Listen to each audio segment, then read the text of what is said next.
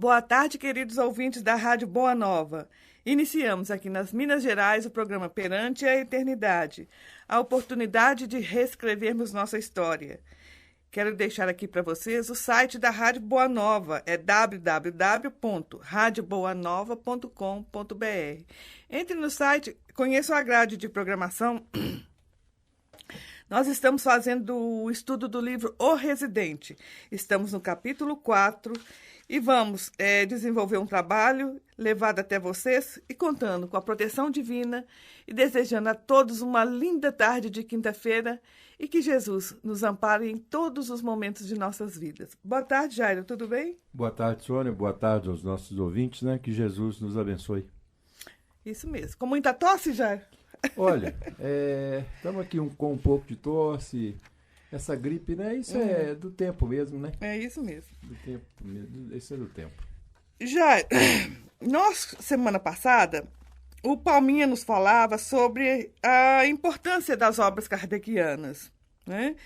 Que ele fala que ela veio abrir os túmulos e tirá-los dos status de morada dos mortos.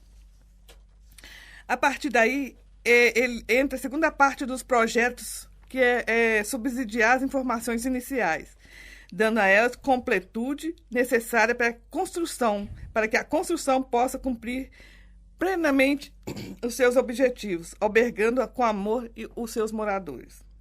Não, já não entendi nada, eu baguncei tudo aqui, não foi? Nada, eu acho que ficou claro, né? Porque o primeiro projeto, né, desse processo de transição terrena, né, nesse processo de transição terrena, é essa ideia do Consolador prometido, né? Trazendo ao mundo uma nova visão, né, de vida, de existência, esvaziando os túmulos, né? E dizendo que a vida após a vida, né? Isso. E que a vida física é a continuidade, é um momento, um estágio da vida espiritual, né? E nos mostrando que essa oportunidade que nós temos na matéria é uma oportunidade evolutiva. O Jair, ele nos fala também, o Palminha, sobre a importância do Emmanuel nesse contexto da evolução do espiritismo. Uhum. Ele fala assim, num grande bloco estão os filigramas de luzes e de bênçãos variadas pela inteligência de Emmanuel, com bases construídas em sólidas estruturas evangélicas, sem, contudo, manter os fios de continuismo religioso. Eu acho que engana-se, né, todos aqueles que pensam de Emmanuel como obras subsidiárias, né? Sim. Porque, a bem da verdade, Emmanuel, ele faz parte da continuidade das obras básicas. Isto mesmo, Jair. Emmanuel é um autor que ele está muito além do pensamento humano, não é? Quando a gente fala que ele é um autor que está muito além do pensamento humano, por quê? Porque a genialidade de Emmanuel é uma coisa assim que nos deixa boquiaberto.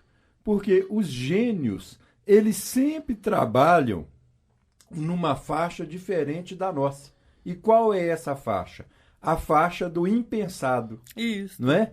Emmanuel, em determinados livros, determinadas obras dele, ele entra nestas faixas do impensado, fala coisas com uma sutileza enorme, com uma simplicidade muito grande, mas são coisas que nós ainda não tínhamos percebido, não é?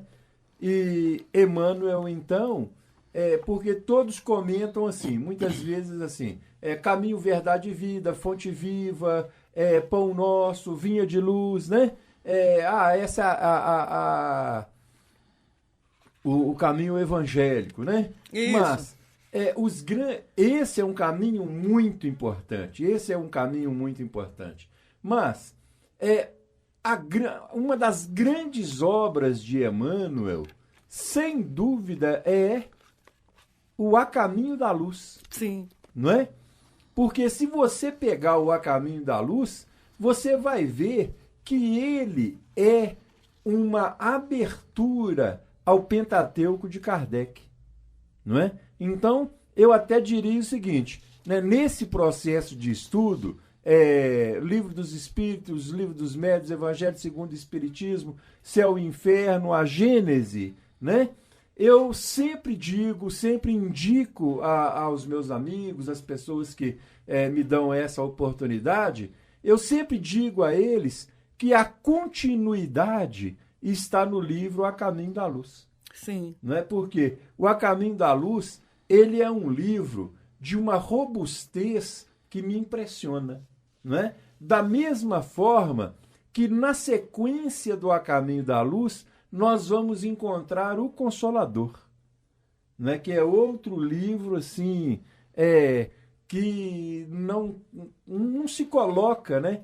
Em qualquer discussão. Ele é também um livro que avança dentro do processo da codificação, não é? E depois Emmanuel vai trabalhar, por exemplo, aquele livro Justiça Divina, né? Sim. Que também é um livro maravilhoso, que entra, né? Dando ainda mais consistência às obras da codificação, principalmente o Justiça Divina, dentro daquilo que nós chamamos o céu e o inferno, não é? Sim. Então, nesses pontos, Emmanuel não pode ser visto como um autor de obras subsidiárias, né? Mas ele pode tranquilamente ser vista como uma extensão da codificação.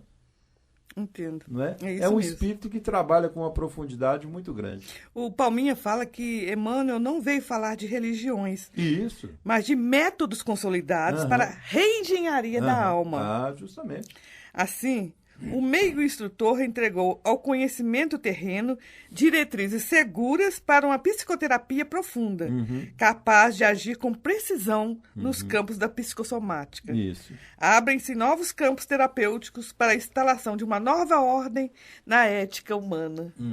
Não, Palminha foi muito feliz de Muito descrever feliz, o muito trabalho feliz. de Emmanuel dessa forma, né? Ouvindo o espírito Sheila há uns tempos atrás, nós observávamos as considerações dela a respeito dessa sequência evangélica de Emmanuel, né? Aquela sequência. Pão nosso, vinha de luz, fonte viva, caminho, verdade e vida, agenda cristã. Esse Pentateuco evangélico. Veja bem, surgiram rumores, e os comentários são livres, né? A gente não vamos fazer nenhuma crítica e nem nada, mas algumas pessoas, talvez menos avisadas, começaram a chamar o instrutor Emmanuel de igrejeiro. Não é? Por quê? Porque nessa sequência ele trabalha estritamente os versículos do Evangelho. Num trabalho ele prioriza mais João, no outro mais Mateus, no outro mais Marcos, prioriza Paulo, algumas passagens do Velho Testamento, não é? Isso. Mas, a bem da verdade, nós não podemos ver um Emmanuel igrejeiro, porque em mais de 2000 anos, né? Vamos chamar assim, mais de 2000 anos de catolicismo, mais de 2000 anos de igrejas reformadas, né? Ninguém conseguiu pensar o evangelho com a profundidade do instrutor Emmanuel, que ele já trouxe, né, na segunda metade do século XIX, né? Sim. Ora, igrejeiro é se ele tivesse continuado o pensamento da Igreja Católica, tá certo? Sim. Não é? E, vamos dizer, se ele tivesse dado asas ao pensamento das igrejas reformadas, não é? Mas muito mais pelo contrário. Emmanuel tirou o Evangelho do lodaçal que eles haviam julgado o Evangelho. Ou seja, julgaram o Evangelho no espaço comum, no espaço do senso comum. E cada uma das ideias religiosas, passou a repetir as falas de Jesus e analisá-las segundo o seu interesse. Sim. Não é? Cada um... Desvirtuando muito, Desvirtuando. E cada um foi mostrando as falas de Jesus segundo o seu interesse. Ora, no Pentateuco que Emmanuel traz, ele tira esse evangelho desse lodaçal, ele afasta esse evangelho desse cipoal de maledicências, né, de interesses, né, pequenos e escusos, e ele simplesmente leva o evangelho, ele abre o evangelho na psicologia do terceiro milênio. Isso mesmo. Ainda Palminha fala que Emmanuel nos fala com incomparável propriedade de Jesus, mostrando-nos o panorama da época num Pentateuco inesquecível, Isso. que busca resgatar a sensibilidade de todos que entram em contato com seu pensamento. E cita, há 2000 anos, 50 anos depois, Ave Cristo, Paulo e Estevão e renúncia. Falando nisso, Jairo, o Paulo Estevão está fazendo aniversário, Está fazendo aniversário, né, Isso. Agora, veja bem, você está falando aí desse Pentateuco, né? Ora, a ideia que nós tínhamos de Paulo até a segunda metade do século XIX, ou seja, a ideia que nós tínhamos de Paulo era ou pela fixação do judaísmo, não é? Ou pelas colocações do catolicismo das igrejas renovadas, registrada nos Atos dos Apóstolos e nas cartas de Paulo. Isso. Não é? Ora, com o livro Paulo e Estevão, Paulo de Tarso passou a ter outra dimensão. Não é? Passamos a ver a importância, desse apóstolo no contexto... Sim, e o sofrimento dele, a abnegação dele, né? Não só dele, mas de vários companheiros, né? Ô, Jairo, que estiveram com ele nos primeiros momentos. Antes disso, ninguém havia ouvido falar de Estevão? Sim. E ninguém havia ouvido falar de Abigail. Isso. Não é? Isso. Ninguém tinha a dimensão do trabalho realizado por Abigail, nem quando encarnada, nem quando desencarnada, quando ela vai ser protetora espiritual de Paulo de Tarso. Isso. Não é? Quer dizer, então, é o que nós sempre falamos e colocamos aqui para reflexão dos nossos amigos, que é a questão, assim, a nova dimensão que joga Emmanuel, né? Emmanuel traz as linhas do impensado. Isso mesmo. São pérolas que tratam das sólidas bases da imortalidade da alma e das leis de progresso. Trazem exteriormente as feições romanceadas, mas enfaixam em si grandes e maravilhosos ensinamentos, que requerem anos a fio de estudo meticuloso. Isso mesmo, né, Jairo? O livro, essa série que Palminha cita aqui, não pode ser, não tem como ser lida como um romance e pronto, acabou. É um livro que tem que ser lido, tem que ser apreciado. Isso. Eu falo que tem que ser apreciado como um romance e tem que ser estudado como doutrina. Aliás, a melhor sugestão é o seguinte: você pega esse Pentateuco e lê como se livros fossem. Sim. Né? Como se histórias fossem. Não é? Para primeiramente, você acalmar a sua ansiedade, né? Porque nós, em geral, somos muito ansiosos, né? Sim. Nós queremos saber da história, do enredo e do final. Se possível, começa a leitura e depois já vai lá no final para saber como vai ser. Isso! Então, faça essa leitura. Depois dessa leitura, você venha fazendo uma releitura. Sim. Não é? Você venha fazendo uma releitura. Aí sim, você vai fazer um estudo, um estudo não só do ponto histórico, como do ponto espiritual que a obra nos traz. Né? Ô, Jário, eu falo sempre que quem lê essas obras eu estou citando somente os romances. Sim. Quem lê somente esses romances não leu mais nada na vida. a vida dele já é outra. Já é outra. Ele já tem um outro pensamento sobre a vida, não é isso? Eu chamo a atenção o seguinte. As casas espíritas, não é? E nisso aí nós vamos incluir também, né, as federativas e a nossa Federação Espírita Brasileira, não é? Nós temos que estar sempre atentos para manter esse espaço Emmanuel vivo. Entendeu a questão? Sim.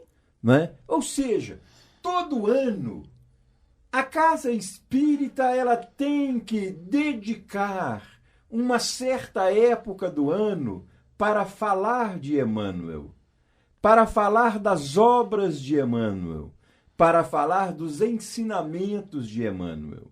Por quê? Nós não podemos deixar, né? Nós não podemos permitir que todo esse arcabouço de valores, de preciosidades, se percam nas esteiras do esquecimento. Sim. Por quê? Não é? Ali está, né? Estão conteúdos maravilhosos, conteúdos que se inserem na primeira prateleira da doutrina espírita. Então, se nós deixamos isso, nós estamos cometendo, aspas, um pecado quanto à doutrina espírita.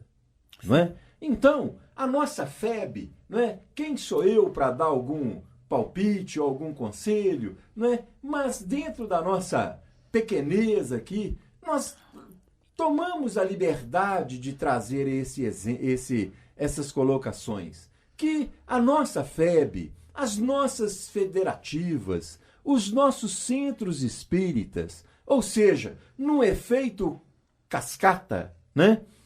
Nós temos que dedicar, na pior das hipóteses, uma semana a Emmanuel. Entendeu, Sônia? Sim. Uma semana, uma quinzena a Emmanuel, aonde nós pegamos temas dentro das obras de Emmanuel e vamos levar para o grande público.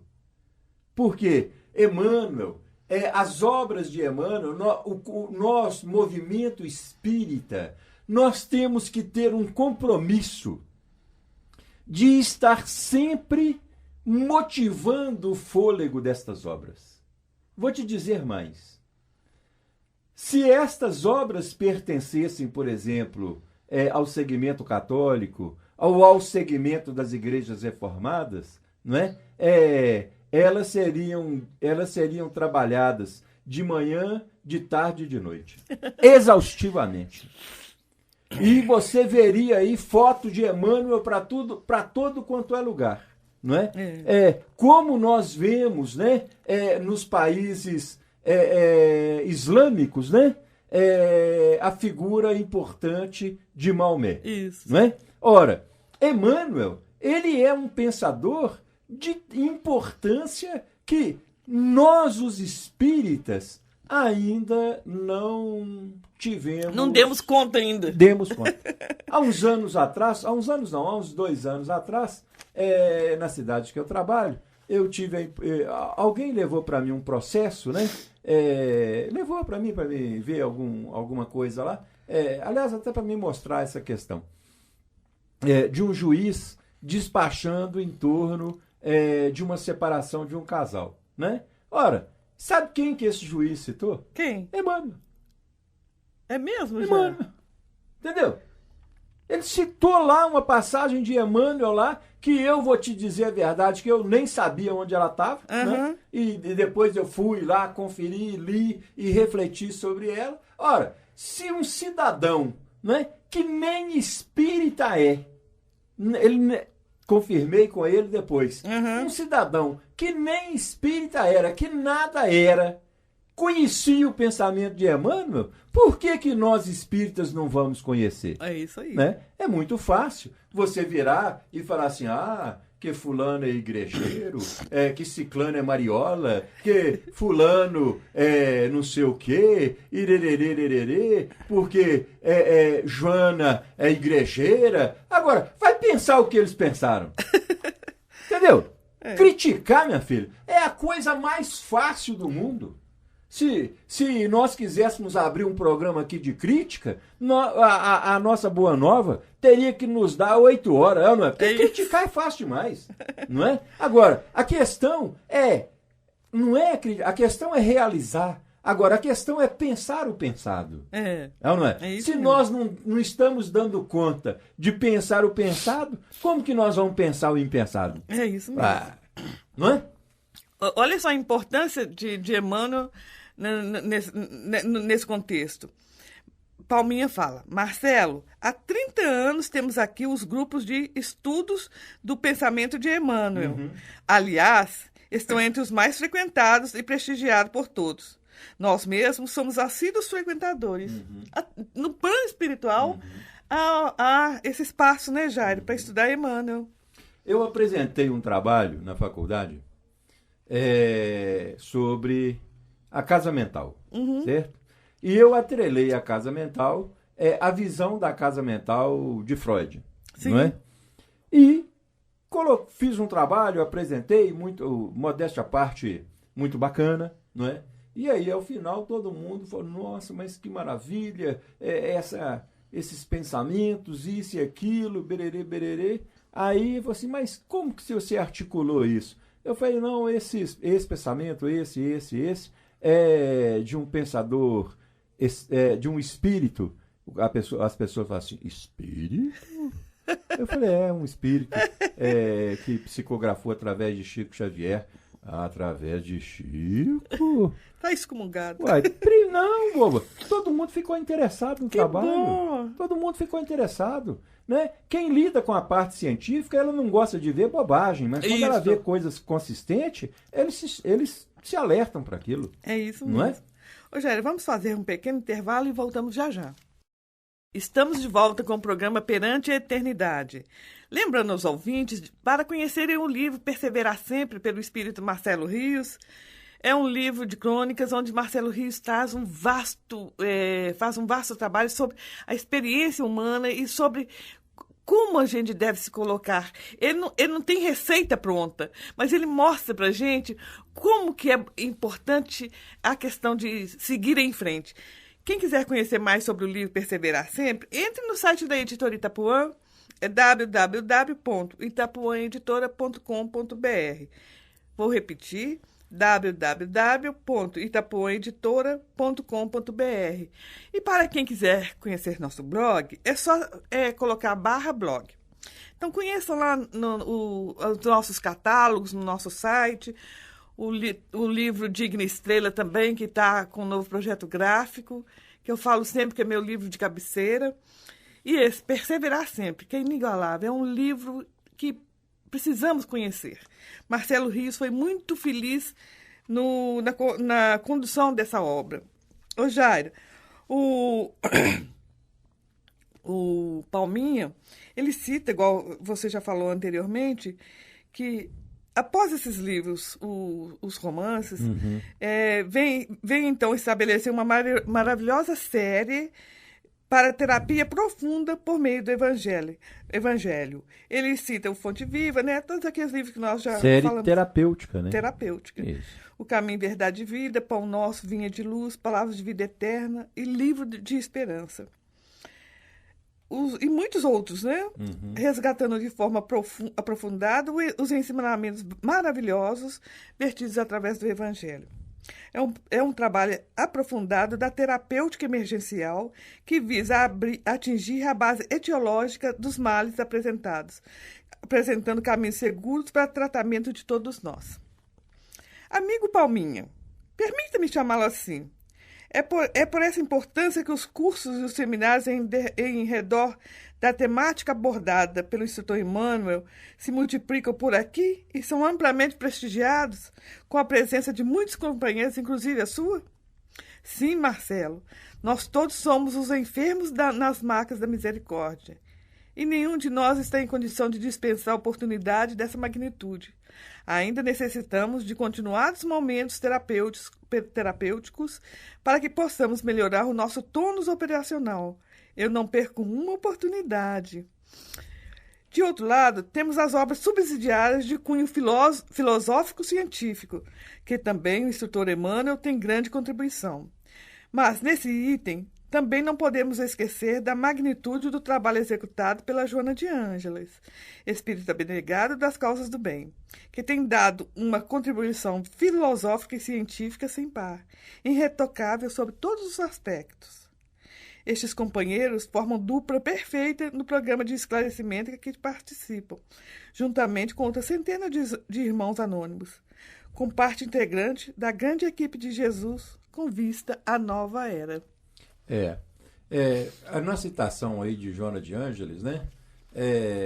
Vejo alguns comentários maliciosos, né? Porque Joana é um espírito igrejeiro, com ranço da igreja, né? Ora, Joana é um espírito de uma sutilidade que poucos percebem, né? E é um espírito, mas tem uma escrita muito rebuscada. Uai, vai no dicionário. Ô, Jário, sabe o que eu tenho percebido? Quem fala isso é porque escutou de alguém, nem pegou para ler. São muitas vezes repetidores, né? Repetidores, e muitas vezes, na ausência de vontade, de determinação para um esforço maior, preferem ficar estacionados na crítica, né? E na crítica mordaz, voraz, né? E que não vai levar a nada, não é? Eu, às vezes, digo aos meus amigos assim, Jairo, eu li Reencarnação Divina Bênção, agora eu estou lendo A Faxina, ou li Babília, li isso, li A Noiva. Eu falo, olha, leia isso tudo.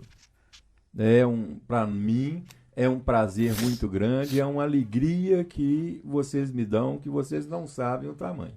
Mas não se distancie das obras básicas. Não se distancie de Joana de Ângeles, não se distancie de Emmanuel e procure beber nestas fontes, porque bebendo nestas fontes, as outras fontes se tornam ainda maiores. Isso mesmo. Não é? Porque quando você lê Emmanuel, quando você lê Joana de Ângeles, quando você tem uma boa base doutrinária, não é? Lógico, você vai ler um livro como Babília, ou você vai ver um livro como A Noiva, e mesmo esse livro agora, que com Marcelo Rios, né? Perseverar Sempre, você vai dar a estes livros uma outra dimensão, porque você vai ver que eles estão alinhados a um pensamento que é um pensamento realmente importante dentro da doutrina espírita. Mas nós não podemos perder o rumo, né? Não podemos perder o caminho, que é o que nos traz esses instrutores maiores, né? Como o Palminha está citando aí, sobre Emmanuel, André Luiz e Joana de Ângeles. Isso mesmo. Não é? São instrutores maravilhosos. Ô, Jário, interessante que a hora que eu li essa parte, como parte integrante da grande equipe de Jesus com vista à nova era. Uhum. É tipo assim, Jário, eles preparando nossa mala para essa nova era. Não é? Justamente, colocando conhecimento ali. É como se eles tivessem nos dando cursos intensivos, né? Aqueles alunos que vão repetindo, entram naqueles períodos de recuperação com cursos intensivos, aulas intensivas. Então, nós estamos nesse período de aulas intensivas, né? Isso mesmo. Uma questão que eu gostaria de deixar aqui também quanto à editora Alvorada, né? Que eu acho que produz os livros de Divaldo, né? Eu acho que é Alvorada. O Caminhos da Redenção, alguma coisa assim. Mas eu acho que o pessoal que edita esses livros, eles têm que voltar com mais carinho, né, a algumas obras de Divaldo que ficaram lá para trás e que nós hoje quase já não as encontramos nas prateleiras, né? Um dos livros que eu posso citar é justamente o Lampadário Espírita, sim, sabe? Uhum. Que é uma obra fenomenal, magistral, uma obra assim impecável. Mas você pergunta um espírita, pergunta outro, você já leu Lampadário Espírita? Eles falam, não, uai, tem esse livro? Uai, Aí você pergunta às pessoas assim, você já leu Nas Fronteiras da Loucura? Não, uai. Você já leu Painéis da Obsessão? Não, uai. Você já leu Mediunidade, de João Cleófas? Não, não é? Quer dizer, ora, o material está aí.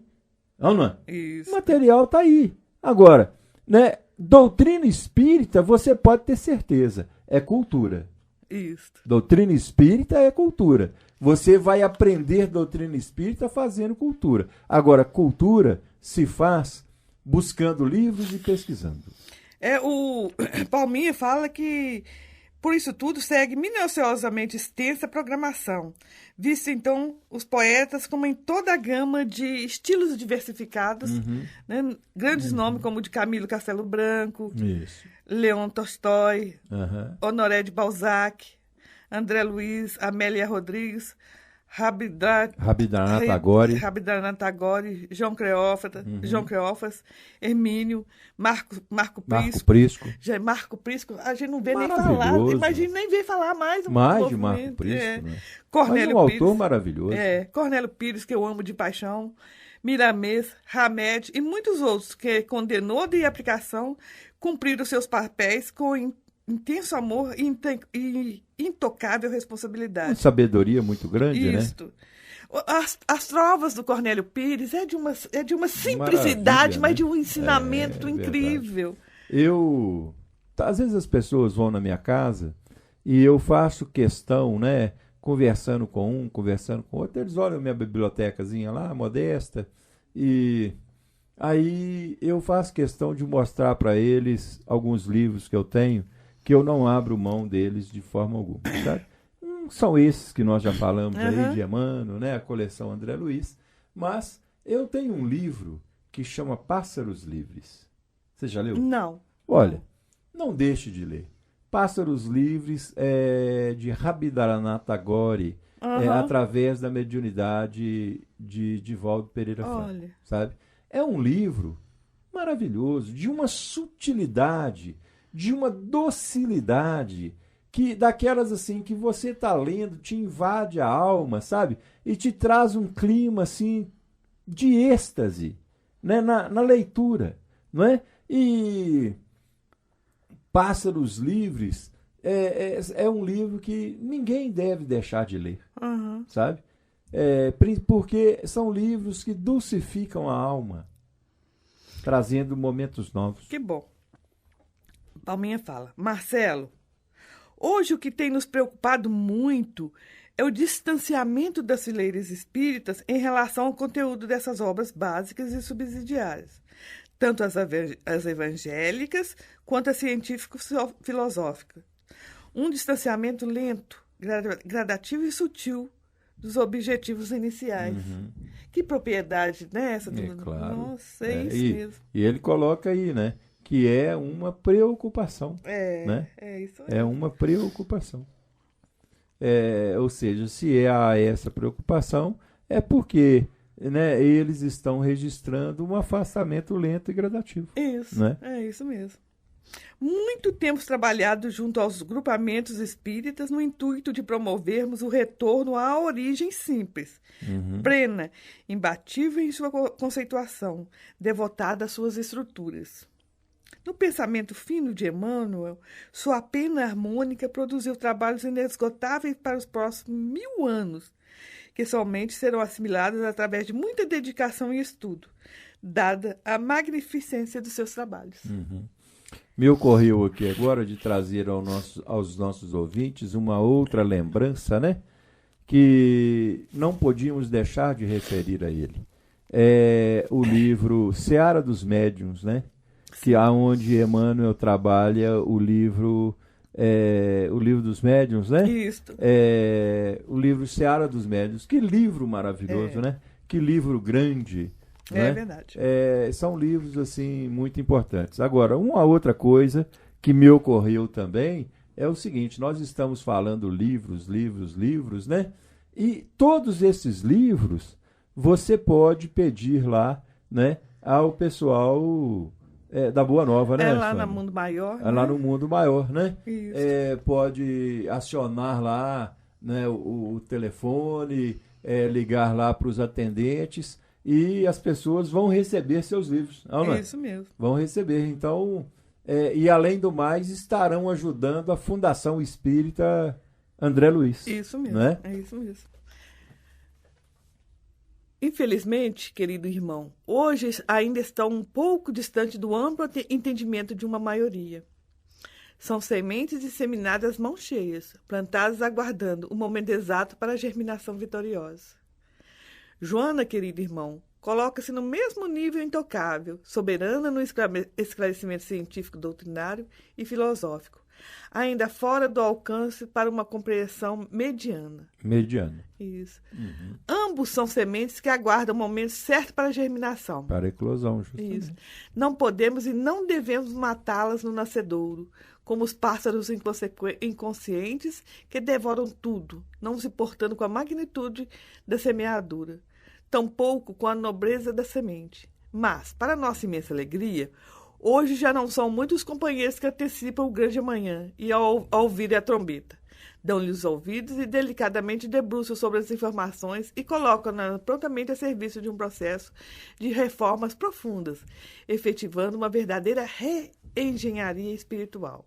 Entretanto, no plano comum, ambos ainda aguardam melhores dias para que haja uma absorção maior dos conceitos vertidos pelo mais alto.